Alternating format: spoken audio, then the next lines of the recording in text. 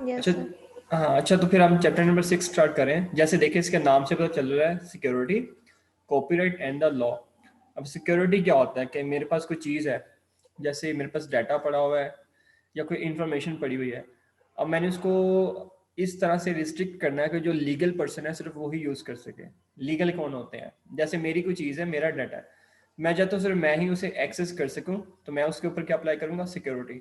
अब कैसे अप्लाई कर सकता हूँ? उसके ऊपर पासवर्ड लगाऊंगा, या फिर अगर कोई डिवाइस है तो उसमें ऐसी जगह पे रखूंगा जो लॉक्ड हो। और इस तरह की चीज़ें रिलेटेड हम सारा पढ़ेंगे, तो उस चीज़ को हम बोलते हैं सिक्योरिटी।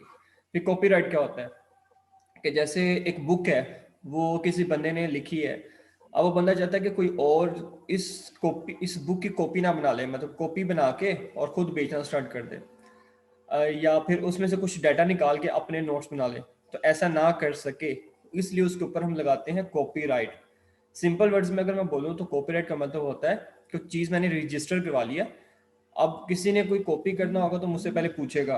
ओके, और मुझसे पूछे बगैर वो कोई चीज़ भी उसमें से कॉपी भी नहीं कर सकता और उसको डुप्लीकेट भी नहीं कर सकता। तो इससे रिलेटेड जो लॉज हैं वो भी हम इस चैप्टर में पढ़ेंगे, लेकिन ALP के मुताबिक हमारे जो लॉज हैं वो ख़त्म हो चुके हैं। तो इसका मतलब जो हमने पढ़ना है वो दो ही चीज़ें हैं इस चैप्टर में, कि सिक्योरिटी क्या होता है और कॉपीराइट क्या होता है। ओके, तो सबसे पहले हमने सिक्योरिटी की डेफिनेशन पढ़नी है, जो कि ओवर में लिखी हुई है कि सिक्योरिटी एक ऐसी चीज़ होती है, या हम उसे सिस्टम भी कह सकते हैं, कि जिसके थ्रू हम अपने कंप्यूटर सिस्टम को, या कोई भी हमारे पास डिवाइस है जिसमें हम डाटा स्टोर कर सकते हैं, उसको हम प्रोटेक्ट कर सकते हैं या फिर उसे सेव कर सकते हैं। और ताकि हम जानबूझ के भी डाटा अगर जो है वो डिलीट करना चाहें तो उससे भी बचा सकें। और अगर गलती से हम डाटा जो है वो डिलीट कर दें, हमें पता ही ना चले कि हमसे गलती से डाटा डिलीट हो गया, उससे भी बचाना हो तो हम क्या यूज़ करते हैं? सिक्योरिटी यूज़ करते हैं। ओके, तो ये इसकी डेफिनेशन है। तो मैं आपको बता देता हूँ डेफिनेशन कौन सी है। ये security is a system of safe guards, कि ये सिस्टम है जिसमें हम सेफ गार्ड होता है। सेफ गार्ड का मतलब होता है जो आपको बचाता है। Design to protect a computer system, तो आपका आपका जो कंप्यूटर सिस्टम है वो प्रोटेक्ट हो सके, और आपका जो डाटा वो भी प्रोटेक्ट हो सके फ्रॉम इंटेंशनल। इंटेंशनल का मतलब होता है कि आपने खुद डाटा डिलीट किया। ओके, इंटेंशनल का मतलब जानबूझ के। एंड एक्सीडेंटल, एक्सीडेंटल मतलब खुद ही हो गया, गलती से हो गया। और एक्सेस बाय अनऑथोराइज पर्सन, या फिर आपने उसको बचाना है किससे? Unauthorized person.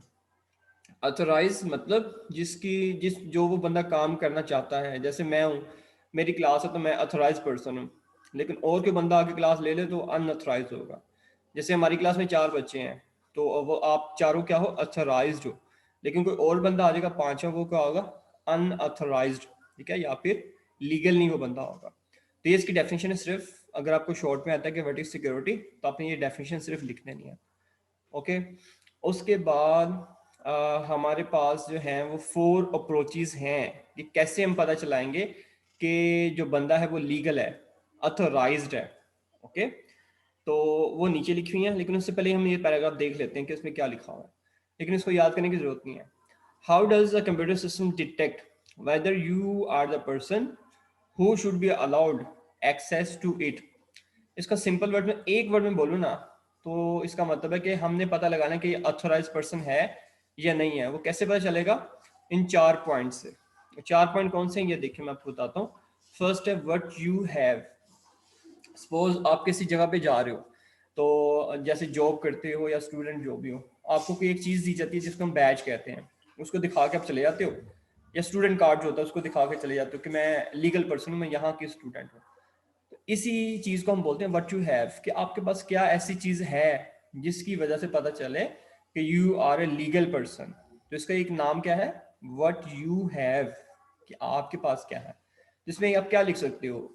You may have a की, कहीं आपने जाना, आपके पास की हो सकती है। जैसे लैब है, मेरे पास लैब होती है, तो मैं अथोराइज पर्सन हूँ, मैं लैब के अंदर आना चाहूँ तो मेरे पास की है, मैं उससे लॉक भी कर सकता हूँ और अनलॉक भी कर सकता हूँ।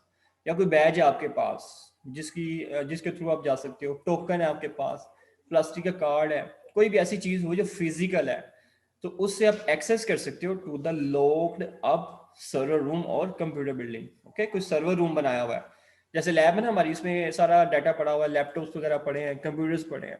तो इसी तरह से एक ऐसा रूम भी होता है जहाँ पे बड़े बड़े कंप्यूटर्स पड़े होते हैं, जिसको सर्वर्स कहते हैं, जहाँ पे हमारा सारा डाटा स्टोर होता है। सपोज कोई ऐसा जगह है जहाँ पे सारा डाटा पड़ा हुआ है, या पूरी एक बिल्डिंग है जो कंप्यूटर की बिल्डिंग है, तो उसको अगर हमने लॉक करना हो तो हम डिफरेंट तरह से कर सकते हैं। और उधर एक्सेस किसी को देनी हो तो हम कहेंगे या तो आपके पास की होनी चाहिए, या आपके पास कोई बैज होना चाहिए, टोकन, प्लास्टिक, कोई ऐसी चीज़ होनी चाहिए जिसकी वजह से हम आपको एक्सेस देंगे। अदरवाइज आप वहाँ पर नहीं जा सकते, उस रूम के अंदर या लैब के अंदर आप नहीं जा सकते। ओके, ये हो गया फर्स्ट वे। सेकेंड वे क्या होता है, वट यू नो, आपको याद क्या है। अब आपके पास फिजिकल चीज़ ना भी हो खैर है, लेकिन यहाँ पे अब आपको कुछ चीज़ याद रखनी पड़ेगी। हम याद क्या रखते होते हैं जब साइन इन करते हैं, तो एक होता है यूज़र नेम जिसे यूज़र आईडी भी कहते हैं, एक होता है पासवर्ड। ये दो चीज़ें होती हैं जो आप याद करते हो, आपके पास नहीं होती। तो ये हम किस में देखेंगे, व्हाट यू नो के अंदर। तो standard user IDs and password और some special combination of number are given to the user to log on the machine. कि आपके पास कोई ऐसी चीज होगी जो आपने याद रखी होगी, उसको आप किसी मशीन के ऊपर जो है वो लगाओगे और लॉग ऑन हो जाओगे, मतलब वो आपको एक्सेस दे देगा। अगर आप यूजर नेम या पासवर्ड गलत लगा रहे हो तो आप एक्सेस नहीं ले सकते। ओके, इसको थर्ड, व्हाट यू डू, अब क्या कर सकते हो। जैसे हम बैंक्स वगैरह में जाते हैं तो वो हमारे से क्या करवाते हैं, सिग्नेचर्स वगैरह करवाते हैं। तो ना अब हमें कुछ चीज़ पास रखने की ज़रूरत है, ना हमें कुछ याद करने की ज़रूरत है।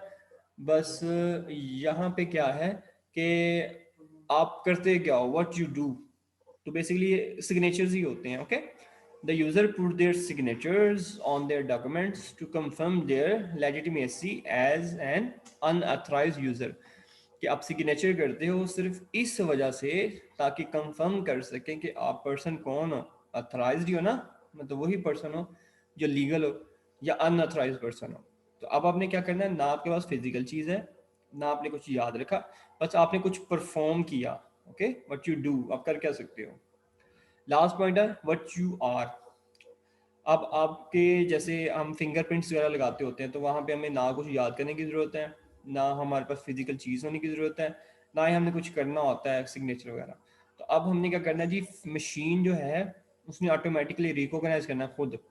जैसे हमने क्या किया जी, हमने फिंगरप्रिंट लगाया तो उसने खुद ही रिकॉग्नाइज किया कि बंदा लीगल है या नहीं। वॉइस रिकॉग्निशन, मैं बोल रहा हूँ, मेरी आवाज़ को सुन के वो खुद ही देख लेगा कि बंदा ठीक है कि नहीं। वो यही बंदा ना कि जिसने जिसकी डिवाइस है। इसी तरह आई रेटिना, वो मेरी आइज़ को देख के भी बता सकता है कि ये वही बंदा है कि नहीं, लीगल पर्सन है। तो इसको बोलेंगे what you are. Some security measures are biometric, कि बायोमेट्रिक से हम इसे चलाते हैं। बायोलॉजिकल मीन्स ऑफ आइडेंटिफिकेशन, कि हमने आइडेंटिफिकेशन करनी है फिंगरप्रिंट से, वॉइस रिकॉग्निशन से, या फिर आई रेटिना से। अच्छा जी, आगे वायरस की डेफिनेशन आ रही है। तो वायरस का हमें थोड़ा सा कॉन्सेप्ट होना चाहिए। जैसे हम लोग पर्सनस हैं, ह्यूमन बींग्स हैं, तो ह्यूमन बींग्स में भी वायरस आता है, और आजकल आया भी है जैसे कोरोना वायरस। तो वो क्या करता है जी, ह्यूमन बॉडी में ट्रांसफर होता है, और ट्रांसफर होने के बाद जो है वन बाय वन एक एक पार्ट को जो है वो डिस्ट्रॉय करता है, इफेक्ट करता है, और स्लोली स्लोली वर्किंग करता होता है। इसी तरह कंप्यूटर के अंदर भी यही कॉन्सेप्ट है कि कंप्यूटर के अंदर वायरस किसी जगह से आता है, और जब वो वायरस आता है तो स्लोली स्लोली जो है ना डिस्ट्रक्शन परफॉर्म करता है। जैसे मैं आपको यहाँ पे वाइट बोर्ड पे थोड़ा सा समझाता हूँ। सपोज ये देखें, हमारे पास ये जो है ना, ये हमारे पास है रैम। ओके, आप लिख लेते हैं रैम। और सपोज ये हमारे पास इंटरनेट पे कोई भी डाटा पड़ा हुआ है, ये देखें, और ये जो फाइल है ना, ये इसके अंदर है वायरस। तो सपोज जब हम इसे करेंगे डाउनलोड, तो ये कहाँ पे चला देगा, हमारे कंप्यूटर के अंदर, और उस जगह को हम बोलते हैं hard disk. Okay, hard disk है हमारे पास। तो जब तक हमारे हार्ड डिस्क में डाटा पड़ा है, हमारे कंप्यूटर को कोई मसला नहीं होगा। ओके, स्टोर है, कोई मसला नहीं होगा। लेकिन जब हम इसे ऑन करेंगे इस चीज को, जैसे कोई भी फाइल थी, हमने इसको ऑन किया, तो ऑन के इसका मतलब वो कहाँ पे आ गया, रैम के अंदर आ गया। सपोज वो इस जगह पे आ गया रैम के अंदर, यहाँ पे, अभी भी कोई मसला नहीं होगा। लेकिन जब हम इसकी एग्जीक्यूशन स्टार्ट करेंगे, तो ये जो वायरस था ये भी स्टार्ट हो जाएगा। और पहले इस फाइल के अंदर था जो भी फाइल है, उसके बाद आपको पता है रैम के अंदर और भी बड़ी फाइल होती हैं, ये देखें यहाँ पे भी फाइल चल रही होगी, यहाँ पे भी, तो जब यहाँ पे तो उसके साथ यहाँ पे भी आ जाएगा, फिर इस फाइल में भी आ जाएगा, इसी तरह यहाँ पे कुछ चल रहा है फिर यहाँ पे भी आ जाएगा। ओके, तो इसका मतलब पहले वायरस एक जगह पे था, अब 4 जगह पे आ गया सपोज। इसका मतलब जब ये चीज़ें चलती हैं तो हर वक्त रैम के अंदर थोड़ी रहती हैं, तो स्टोर हम वापस किस में करते हैं, हार्ड डिस्क में करते हैं। तो पहले ये एक फाइल में था, अब ये वाली फाइल जब वापस जाएगी ये वायरस साथ लेके जाएगी, फिर ये फाइल जाएगी हार्ड डिस्क में, वायरस लेके गई, ये वाली फाइल हार्ड डिस्क में गई तो वायरस लेके गई। इसका मतलब पहले हमारे पास हार्ड डिस्क में कहीं पे छोटा सा वायरस था, अब ये वायरस यहाँ पे भी आ चुका है सपोज, यहाँ पे भी आ चुका है, यहाँ पे भी आ चुका है। इसी तरह जब ये फाइल दोबारा वापस आएंगी तो और वायरस फैलता जाएगा। तो ये ऐसे ही है, जैसे सपोज हमारे पास जो स्टार्ट में वायरस था वो ऐसे था, जैसे मैं आपको यहाँ पे दिखाता हूँ, स्क्रीन में शेयर कर दूँ। जैसे सपोज हमारे पास जो वायरस था वो ऐसे था, पहले एक था, एक से वो कितना बन गया, दो, दो से वो कितना हो गया, 4, मतलब इस तरह कॉपीज हो रही हैं उसकी, 4 से सपोज 8, 8 से डबल 16, 16 का डबल 32, इसी तरह 64 और इसी तरह 128, मतलब इस तरह कॉपीज फिर इसकी बनती जाएंगी और एक वक्त ऐसे आएगा कि हमारा कंप्यूटर जब वो वर्किंग करना खराब हो जाएगा। जैसे इंसान होता है, जब वायरस आता है तो इंसान खत्म हो जाता है, इसी तरह कंप्यूटर जो है वो इतना स्लो हो जाता है और उसके अंदर डिस्ट्रक्शन होती है कि कंप्यूटर वर्किंग करना खत्म कर देता है। ओके, तो ये सारा किसकी वजह से होता है, वायरस की वजह से होता है। तो ये थोड़ा सा हम पढ़ते हैं, पहले आएगा वायरस फिर आएगा एंटी वायरस, कि हम इसको खत्म कैसे करेंगे, एंटी मतलब उसका रिवर्स है।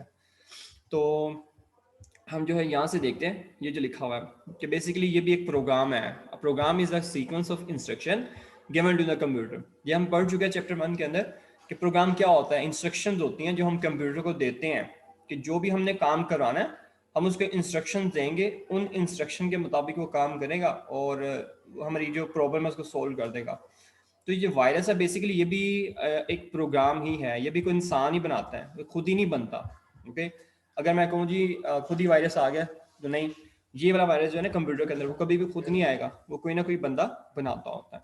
ओके, जैसे देखें इसकी डेफिनेशन यहाँ से आप देखें, a virus is a program that attach itself, कि ऐसा वायरस होता है, ऐसा प्रोग्राम होता है जो अटैच करता है खुद को विद अदर एग्जीक्यूटेबल फाइल, दूसरी फाइल के साथ। जैसे वो इमेज अगर आप याद करें तो मैंने कहा था पहले एक जगह पे था, फिर दूसरी जगह पे चला गया, फिर तीसरी जगह पे, फिर चौथी जगह पे, और फिर मॉडिफाई भी करता खुद को। मतलब मेरी एक फाइल थी, सॉफ्टवेयर था कोई, उसके प्रोग्राम को इसने मॉडिफाई कर दिया, तो इसका मतलब मेरा जो सॉफ्टवेयर वो चलेगा, वो कभी नहीं सही से चलेगा। ओके, जैसे जूम की एप्लीकेशन है, इसका कोड किसी ने लिखा होगा, तो अगर इसके कोड में चला गया और कोड में कोई मसला करेगा तो मेरा जूम की एप्लीकेशन सही तो नहीं चलेगी। तो ये ऐसे ही करता होता ताकि एप्लीकेशन को ख़राब करेगा, बाद में ये आपको मेल करेंगे जी कि आपको आपकी एप्लीकेशन वापस चाहिए, हमें इतने डॉलर जो है ना आप दो, फिर हम इसको ठीक कर देंगे। ओके, तो ये पूरा एक किस्म का बिजनेस ही समझ लेके, वायरस जो बनाता है एक बंदा फिर एंटी वायरस बनाता है, एक दूसरे के मुखालिफ काम करते जाते हैं, एक बंदे ने फिर नया वायरस बनाया, दूसरे बंदे ने नया एंटी वायरस बनाया, तो इस तरह से ना नया ये चलता रहता है सारा सिलसिला सा। तो एक किस्म का बिजनेस ही है ये। और इसमें और क्या होता है जी, मॉडिफाई करता है so that the virus program is also loaded, तो ये जो वायरस होता है वो भी लोड होता है एंड एग्जीक्यूट करता है, मतलब चलता है जब हम प्रोग्राम चलाते हैं। जैसे पहले प्रोग्राम में था उसको चलाया, वायरस भी लोड हो गया, दूसरे प्रोग्राम को चलाया उसमें वायरस था, वो भी वायरस लोड हो गया, तीसरा प्रोग्राम उसमें वायरस था वो भी लोड हो गया। तो जब हम प्रोग्राम चलाएंगे तभी वायरस चलेगा। अगर हम वायरस पड़ा हमारे कंप्यूटर में उसको ऑन नहीं करे तो वायरस कुछ भी नहीं करेगा, हमारे कंप्यूटर को डिस्ट्रक्शन फॉर्म नहीं करेगा। सिर्फ जब हम उस वायरस को चलाएंगे, मतलब मेन मेमोरी में लेके आएंगे, फिर वो वायरस अपनी एग्जीक्यूशन स्टार्ट करेगा। और अगर आप लोगों को याद हो तो हमने पढ़ा था कि वायरस जो रैम होता है वो वर्किंग एरिया ऑफ कंप्यूटर होता है। तो चाहे हम खुद वर्किंग सही वाली कर रहे हैं वो भी, चाहे हम कंप्यूटर के अंदर जो है इलीगल वर्किंग कर रहे हैं, मतलब वायरस इलीगल है ना, गलत चीज है, ये करें तो ये भी रैम के अंदर ही चलेगा। ओके, तो यहाँ पे इसकी डेफिनेशन वैसे खत्म हो जाती है, लेकिन आगे भी इसी के बारे में लिखा हुआ है कि a virus usually perform destructive operation, कि ये हमेशा गलत काम करता होता है, डिस्ट्रक्शन करता है। लेकिन ये आपने याद रखना है, डिस्ट्रक्शन का मतलब होता है तबाही करना। तो क्या ये फिजिकली तबाही करेगा, मतलब मेरे कंप्यूटर की हार्ड डिस्क टूट गई है, या मेरे कंप्यूटर की रैम टूट गई, या मेरे कंप्यूटर का माउस टूट गया, डिस्ट्रक्शन तो होती है लेकिन ऐसे नहीं होती, इसको बोलते हैं फिजिकली डिस्ट्रक्शन। लेकिन हमारा कंप्यूटर फिजिकली डिस्ट्रक्शन नहीं करता, ये लॉजिकली डिस्ट्रक्शन करता है। लॉजिकली क्या मतलब, कंप्यूटर के अंदर कोई फाइल थी उसको डिलीट कर दिया, कंप्यूटर के अंदर कोई सॉफ्टवेयर था या कोई प्रोग्राम था उसको मॉडिफाई कर दिया, मतलब उसको चेंज कर दिया ऑन द स्टोरेज डिवाइस, जो हमने स्टोर किया हुआ था अटैच टू द कंप्यूटर, जो कंप्यूटर के अंदर अटैच था। जैसे यूएसबी लगा, यूएसबी के अंदर जितना भी डाटा उसको चेंज कर दिया, यूएसबी के अंदर खुद से डाटा एंटर कर दिया, या यूएसबी के अंदर जो डाटा पड़ा हुआ था उसको डिलीट कर दिया। तो इस तरह के काम करता होता है। ओके, और जो मैंने आपको बताया था ना कि ये फिजिकली डिस्ट्रॉय नहीं करता हमारा कंप्यूटर, लॉजिकली करता है। तो ये इसको आप मार्क करें, बहुत इंपॉर्टेंट लाइन है। अ virus is a set of instructions so it can not physically destroy, क्योंकि खुद इंस्ट्रक्शन है, सॉफ्टवेयर है, तो सॉफ्टवेयर कभी भी फिजिकली डिस्ट्रॉय नहीं करता, मतलब हार्डवेयर को कभी भी खराब नहीं करेगा। खराब का मतलब ये तोड़े वगैरह का नहीं, वैसे खराब हो सकता है कि जैसे इसमें कोई इस तरह का वायरस आया कि जिसकी वजह से मेरी जो है ना यूएसबी वगैरह वो करप्ट हो गया, तो करप्ट हो जाएगी फिर यूज नहीं हो सकती। लेकिन इसका मतलब ये नहीं कि मेरा फिजिकली तोड़ दिया उसने, कैसे काम किया, ऐसा कभी भी नहीं होगा। ठीक है जी, तो ये बड़ी इंपॉर्टेंट लाइन थी इसमें से, ये वाली एमसीक्यू आ सकता है कि जो वायरस होता है वो किसी भी चीज़ को कैसे डिस्ट्रॉय करता है, physically, logically, both none of these. आप बोलेंगे लॉजिकली, फिजिकली नहीं करता।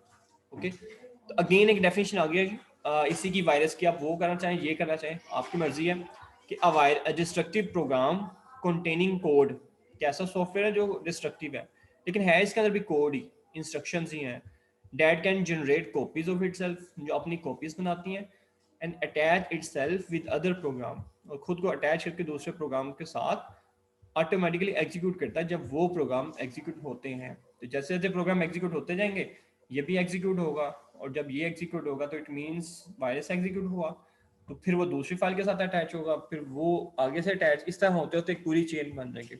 और हमारे कंप्यूटर के अंदर इतना वायरस आ जाएगा कि हमारा कंप्यूटर कभी स्लो हो गया, कभी खुद ही कोई चीज़ ओपन हो रही है, कभी खुद ही कंप्यूटर बंद हो जाता है, इस तरह के जो है ना वो एक्शन परफॉर्म होते हैं यहाँ पे। ओके, और ये देखें, ये बड़ा इंपॉर्टेंट लिखा हुआ है कि वायरस जैसे रीच करता है 1% टू पर्सन, इसी तरह वायरस एक कंप्यूटर से दूसरे कंप्यूटर में भी ट्रांसफर होता है। और वायरस अटैच करता है इटसेल्फ, ये हम बार बार देख चुके हैं कि खुद को दूसरी चीज़ के साथ अटैच करता है और फिर बाद में एक कंप्यूटर से दूसरे में मूव करता है। और वो एक्सचेंज कैसे करता है, मतलब एक कंप्यूटर से दूसरे कंप्यूटर में कैसे जा सकता है, वो कुछ ये चीज़ें हैं, जैसे या तो हम यूएसबी के थ्रू भेज सकते हैं, या हमने कोई डिस्क लगाई है, जैसे हार्ड डिस्क एक्सटर्नल लगाई है। एक्सटर्नल हार्ड डिस्क क्या होती है, जैसे यूएसबी लगाते हैं ना, इसी तरह उसी जगह पे हम लगा सकते हैं तार के साथ, उसको बोलते हैं एक्सटर्नल डिस्क। या हमने नेटवर्क बनाया हुआ है, जैसे 4-5 कंप्यूटर जुड़े हुए आपस में with the help of network, तो एक कंप्यूटर में वायरस है वो दूसरे में भेज देगा, दूसरा पहले में, इस तरह करके एक्सचेंज कर सकते हैं। तो ये कुछ कॉजेज है जो कि हम कल पढ़ेंगे, लेकिन अभी इतना ही सिर्फ आइडिया है कि हम यूएसबी वगैरह, डिस्क वगैरह या नेटवर्क वगैरह के थ्रू जो है वो एक्सचेंज कर सकते हैं।